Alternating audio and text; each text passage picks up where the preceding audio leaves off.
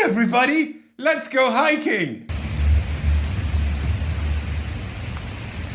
Classic England joke. Did you know that it rains here? That's right, that was comedy. You wanna know what else is funny? This cute little game will destroy you. In Trailblazers, you'll draw cards and then out of those, attempt to build a woodland. Attempt being the key word there. These cards each feature 3 different possible paths: hiking, biking, and kayaking. How cute, how quaint, how charming, you think. And then you start playing and find yourself, why? Why would you do me like that? Let me show you the rules. You begin the game by drawing 8 of these cards and then marvel at all of the possibilities, all of the things you could build, you fool. You just don't know yet. You don't know. You'll select 2 of them and start forming your hiking, biking, kayaking trails. On your first turn, you'll also have to put down one of the game's free camps associated with the 3 types of trails. Your choice. Your goal is to form as many paths as you can that start at the camp, loop all the way to the back, and finish at the camp. For each segment in such a path, you'll get 1 point at the end of the game. For example, this is 4 points because that counts as a segment, that counts as a segment, that counts as a segment, and that counts as a segment. Then each player passes the remaining cards to the player on the left, picks 2 more, places them, and so on until you only have 2 cards left, which you discard, and the round ends. And you have yourself a nice little forest with some cool loops. You can kayak through a cave here, and life is fine. And then the game says to you, do you want to put down another one of these camps? No, because I spent all my time making kayaking paths. None of these cards help biking or hiking. This would ruin me. No.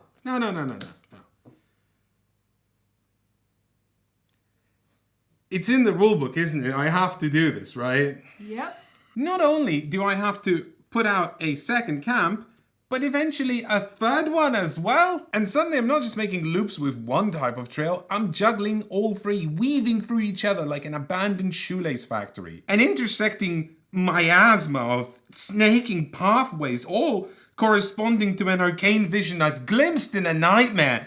And I'm now trying to summon onto the table out of foolish persistence. These cards don't just feature 1 trail, they could feature 2 or all 3 or a path intersecting underneath another path. And so your brain immediately goes, aha! If I could just arrange things in the right way, I could have this path over here, loop all the way around, and then go past this hiking path, and then through here, and then connect all the way around through there, and then finally, I can do this. I'm a sucker for any game that actively promotes hubris, so imagine my delight when I found out you can join up non-matching paths, which doesn't have any benefit, but you can also overlay cards, even completely if you want to. It's almost like Trailblazers invites you to make mistakes. There's also point scoring opportunities via objectives, some that say be first to do this, and others that say points at the end of the game if you achieve this. But there are always things like draw a loop from one camp that snakes around all the other camps and then returns back to the original camp, and at that point the game is pretty much just, Come on, do something really stupid. okay. A couple of years ago, we reviewed a game called Calico, where it's all, aw, nice cats, cute tiles, simple rules, and then it's just utterly brutal. And if this is giving you similar vibes, you're on the money. But where Trailblazers is different is that it doesn't shrink the possibility space right until the very last turn. To connect this kayaking path to this kayaking path, I would need a minimum of 1, 2, 3, 4, 6, 7, 8, 9, 10 segments, and these are the last 2 cards of the game, and one of them doesn't even feature kayaking, so totally possible. And that's a good and a bad thing. You never feel as constricted, but it's wishier and also washier. Of course, you might recognize these path cards from Desire Ryan Courtney's previous games, Pipeline and Curious Cargo. We like Pipeline a lot. It was our game of the year for 2019. Both of those leveraged other mechanisms against pipes, whereas here it's just pure piping. Dessert, delicious drainage cake. Of course, this is simpler, but don't let simplicity fool you. It's just as difficult as the other two. It's just that it's distilled to this piping system, and you'll know if you'll like this if you answer yes to this question. Will I be happy if it's just the pipes? Are the pipes calling?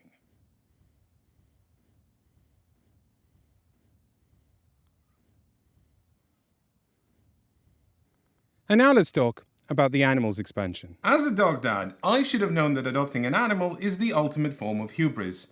But I was not prepared for the pain. If you incorporate the animals expansion into your game, when you place a card in your forest that depicts an animal, you can choose to place a corresponding meeple on that card. At the end of the game, you'll count up how many animals you have on each completed trail, none here because these are not complete, and get more points. If I have just a bear, for example, that's a point. If I have a bear and a wolf, that's 3 points. If I surround myself with a bear, wolf, moose, pig, zebra, American bird, that's a whopping 21 points. Can I get a "you're a Disney princess" from the audience?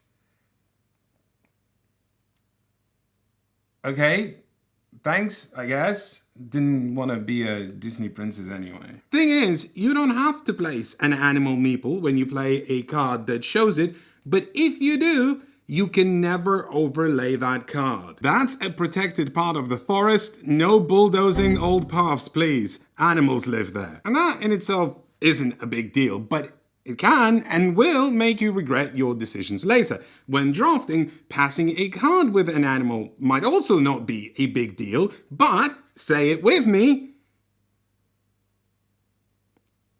it can and will make you regret your decisions later. I had to say it for you. So that's what this game is. Nice animals, cool pipes, delicious regret tears. If you ask me whether just pipes was enough for me, weirdly it turns out the answer is no. But with the animals expansion, I feel like this game is exactly where it should be. A little bit of crunch, a lot of self-loathing, all very good. So let's say hypothetically this sounds good to you. Sounds like your thing. You would like to buy it.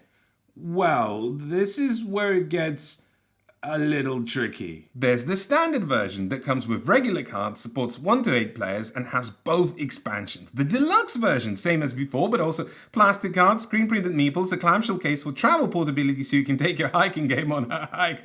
I see what they're doing. But also the travel edition, which just comes in the clamshell 1 to 4 players, cardboard shits for the animals so everything fits together, the pocket edition, which comes in a tiny box 1 to 4 players, no expansions, the travel expansion, which includes portable tokens for the clamshell in your deluxe version, which mine already came with, so I don't get the point of that. But look, also supposed the super travel edition, which I don't even see listed on this product page. What is going on? Help me, help me, help me, help me, help me. Okay, calm, breathe.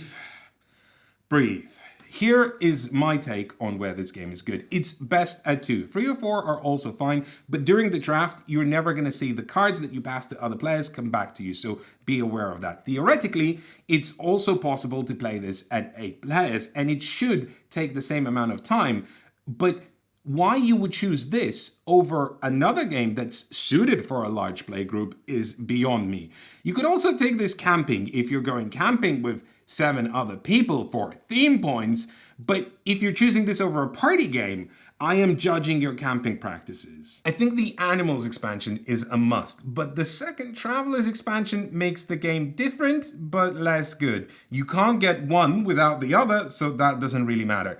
You don't need the screen printed meeples or the plastic cards. They're more slidey and wasteful and annoying, and you're not going to play this outside, so the waterproof cards are just aspirational and not realistic. Which probably makes the travel edition the most ideal candidate. 1 to 4 players, includes both expansions, it's cheaper than the box or the deluxe box, and it's small, so it fits in your Calyx better. But you know what? You do you. I armed you with knowledge, and now you go enjoy nature and tears inside your living room. If you've been listening to our podcast Talk Cardboard, you'll notice that we've talked about Trailblazers over there. We also talk about a lot of other games, often before they go on video. So if you want to get ahead of the curve, go to nopuниncluded.com. You can find our podcast over there, or just type in Talk Cardboard into any podcast device. You'll find it. Games plus interviews. We interviewed Jesse Gender, Paul Dean, Zoe B, Adrian Tchaikovsky, Andrew Navarro recently talked about sustainable games. More guests coming soon. Just a lot of stuff on there. And if you subscribe to our Patreon, you'll get bonus episodes every time a Talk Cardboard episode comes out. So that's really, really cool. You also get access to our Discord server, which is just a nice place to talk about board games, without any of the guff. So do that and you will be supporting us and independent board game reviewing, not tied to publishers. We're no longer accepting review copies from anyone. So from now on, just whatever review copies we have left, we'll go for those. But after that, it's just completely independent of publishers, just reviews, just what we think delivered to you. Subscribe, more coming soon.